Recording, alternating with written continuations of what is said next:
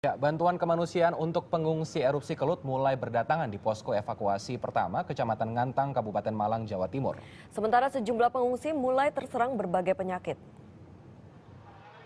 Jumat petang, truk pengangkut bantuan kemanusiaan berisi air bersih dan bahan makanan mulai tiba di posko evakuasi pertama di Kecamatan Ngantang, Kabupaten Malang, Jawa Timur. Sementara itu, gelombang pengungsi dari wilayah terdampak terus bertambah. Mereka mendaftarkan diri ke petugas untuk mendapatkan bantuan makanan dan tempat tinggal sementara. Pendataan ini dilakukan untuk menghindari terjadinya kesalahan penghitungan jumlah pengungsi di sejumlah posko pengungsian.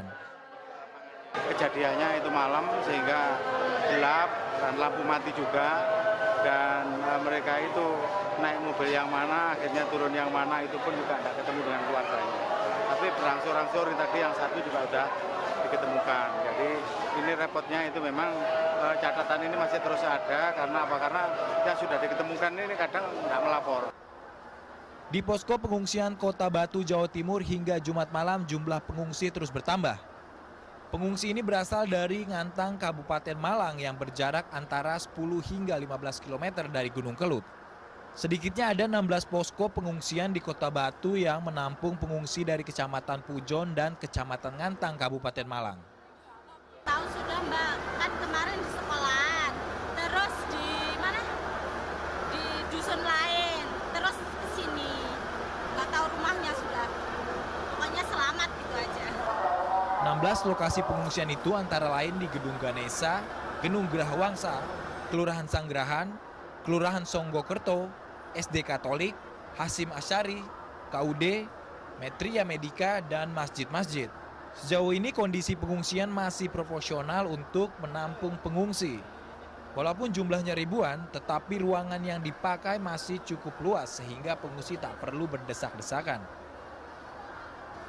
Di setiap pengungsian ada petugas medis yang berjaga. Mereka siap memberikan pelayanan kepada para pengungsi. Sebenarnya ini mungkin banyak yang capean ya secara fisik karena habis perjalanan dari tempat pengungsian kemudian tiba di sini, kemudian juga ada yang mabuk perjalanan juga mengalamitas. Terus keluhan pasien seperti apa sakitnya? Keluhannya kebanyakan ini karena infeksi saluran nafas. Sementara korban letusan Gunung Kelut masih terus berdatangan ke lokasi pengungsian di Jombang, Jawa Timur. Tidak banyak bekal yang dibawa pengungsi, selain pakaian dan peralatan mandi. Hingga Jumat malam sekitar 500 orang dari Kabupaten Kediri dan Malang mengungsi ke Jombang. Rata-rata para pengungsi ini tinggal 15 hingga 20 km dari titik letusan. Memang jarak rumah Bapak dari titik letusan seberapa jauh, Pak? 15 km.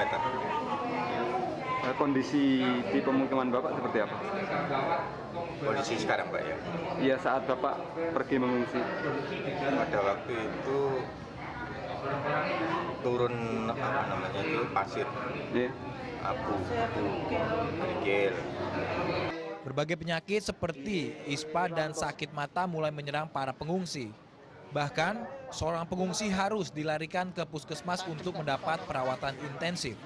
Meski sejumlah bantuan mulai berdatangan, petugas dan relawan masih membutuhkan tambahan selimut, pakaian, dan keperluan mandi. Makanan untuk sementara ini kita bisa mengcover, ya, karena sudah didirikan dapur-dapur umum untuk para pengungsi.